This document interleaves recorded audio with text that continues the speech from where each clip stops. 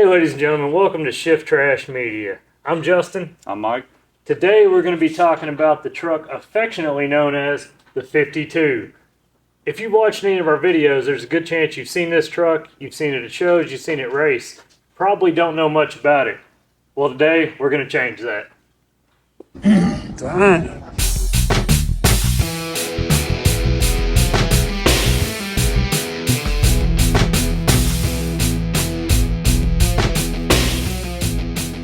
Yeah, that's pretty slick.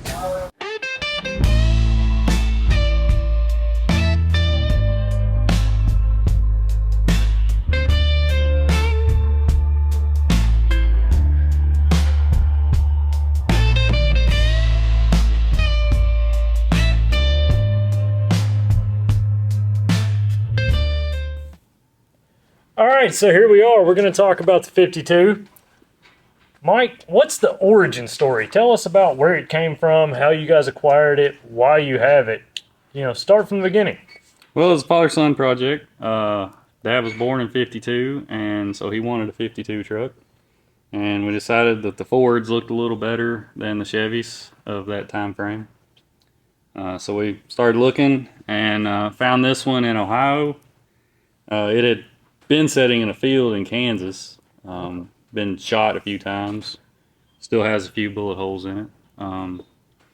But we got it, brought it down about 10 years ago, and it sat in our garage. We piddled around on it, got some stuff done. Took it some places, and it sat there, and they piddled around and got some stuff done. Right. And we eventually got it back and got it running a couple years ago, and been driving it ever since. So you're looking from the time you guys brought it home till it was in its first running and driving cruiser form, about 8 years. Give or take. Give or take. So, I mean, that's a pretty good project there. Pretty good while. Right? But you enjoyed it. You did it with your dad. And say we keep rolling, and let's talk about the drivetrain next. Let's do it. All right, Mike. Let's talk about the drivetrain. Give me the rundown on the engine, the transmission, the rear end. What makes this thing go? It's a LS1 out of a 2001 Camaro, 406E, S10 rear end with a Posi, 342s. The motor's kind of stock. It's got a cam in it, and that's about it. It's a BTR Stage 2 cam. The whole cam kit. It's got a Speedmaster polished intake. That's really about it. It's got LS3 exhaust manifolds on it because they fit. Got a Frostbite radiator and a Magnafold muffler. So just purely out of curiosity, what made you go with the BTR cam?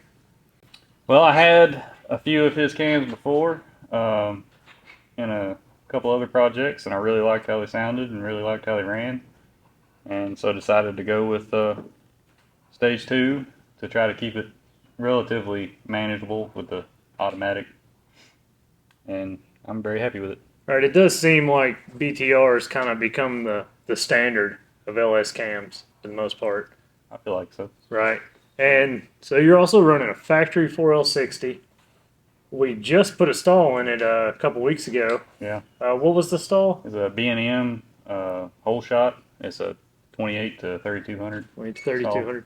That should give you some improvement over last year's racing as far as that alone, make it a little more drivable. Drivability is the main thing. Right. Yeah. So overall, which you've had multiple tunes, multiple dyno runs, I guess we'll say, with the setup you have with, I guess you could say, fairly mild. Are you pretty happy with the performance of it? Pretty happy, yeah. The most recent dyno was a little over, it was 404. Right. And 396 torque. And one thing to keep in mind is this truck is light. I know it looks heavy, but it is light. So, 400 horse. About 3,200 pounds. Yeah, in a 3,000 pound vehicle. That's really not a joke, especially autocross. It's not like he's out here trying to run nines on the drag strip. Right. That's pretty good. So we'll move over next, and we say we talk about some chassis, some wheels, tires, suspension, brakes. Sounds good. All right, Mike. So let's talk about chassis. Let's talk about suspension. Let's talk about wheels, tires, brakes. Give us a rundown on what this thing rides on. Well, it's got American Racing Shelby wheels, Kenda Vesda tires, power stop brakes. It's got the original frame, but I boxed it, and it's got a 4-link in the rear and a Mustang 2 front end. What kind of coilovers? You're running coilovers all the way around, obviously. Coilovers all the way around. What kind of coilovers and stuff are you running? QA1s. We started when it was a show truck, supposed to be just a driver. Started with a cheaper, just chrome set of knockoff coilovers, and they didn't last very long. They sprung a leak. So I had to get some QA1s and much better ride quality. Right. And that was also as you started autocrossing it. Yeah. Put it through its paces, and the other ones didn't hold up. They weren't quite made for the abuse. No. So then, let's see, you said the Kenda tires. So you are running 200 tread wear on it due to the autocross and everything. Right. Good. All right, how do you feel it handles and it does for what it is? For what it is, I think it's pretty decent, and it probably comes back to how light it is. Right. I also modified a 3rd gen Camaro sway bar, and that was probably the single most difference that I could tell was putting that sway bar on. And this truck with the 4-link and everything, you know, trucks get the reputation of not having good traction, you know, planting well. You have had this on the drag strip, and with the 4-link, the coilovers and everything, it seemed like it planted pretty well. It went. I didn't go easy on it, and it stuck. Yeah. So for your basic setup that you began with, I'd have to say it performs pretty well. I'd say it overperforms what we expected. Right. That makes sense. All right, so we're sitting here inside the 52. Mike, why don't you give us a rundown of this interior? It's pretty stock. Not a lot's changed. Still got the factory bench seat. We got some Classic Instruments gauges. An I Did It steering column. And a couple custom pieces, and that's really about it. Some Dynamat to quieten it down a little bit. And some Corbeau harnesses to keep me in the seat. And so you talk about these Corbeau harnesses to keep you in this really flat bench seat when you're racing. There is one really unique part to this interior that you custom made, came up with all by yourself. You'll see, we'll show you those, but these custom harness brackets, is that how you would say it? Yeah, pretty much. So why don't you give us a little rundown, what gave you the idea to do that? Well, I put the harnesses on, and I couldn't get them tight enough to hold me straight. Right. I kept leaning. So I've come up with this idea to run the harnesses through these bars, because the harnesses attach right above the gas tank, which is still in the truck too, right, in the cab. So they had all kinds of room to sway. So I put these bars in there, and that really cut the sway out, and makes it a lot easier to stay. As somebody that's rode in this truck across the autocross course, I have to say it was a pretty ingenious idea. I know you, I know these people don't. Meticulous work. They look great. Well, thank you. And let's talk about another part of the truck. So we're going to wrap this up, but before we do, Mike, this is a 1952 model. Basically, every body panel except for 1 or 2 in the bumpers is all original. The paint is original the way you found it. Bullet holes and everything. What have you done to this truck? Well, I cleared it with some satin clear, Sherwin-Williams. Replaced that stake pocket. That's the only body panel that was replaced. Right. I mean, we're down to original four pans in a 1952 truck, of all things. So, in all reality, this thing was in great shape when you got it. Pretty considering, good. Yeah. Right. It obviously wasn't a brand new truck, but for a find for a project, you probably couldn't have done much better. No, we got lucky with this one. And you cleared over it, the patina look on it. It happens to be hot right now, patina does, and this has it. You said somebody had rolled some paint on it or something like that? Somebody a long time ago brushed it with some Brushed paint, and there's still brush marks all over it, but most of that paint is gone. It's wore off. Right. Back to the original Glen Mist Green. Glen Mist Green. Well, I mean, I think the aesthetic of it. I don't think we've ever run into anybody that didn't claim they liked it. A lot of people have said it was perfect. Yeah, the aesthetic is there. The originality, in my opinion, really adds to it.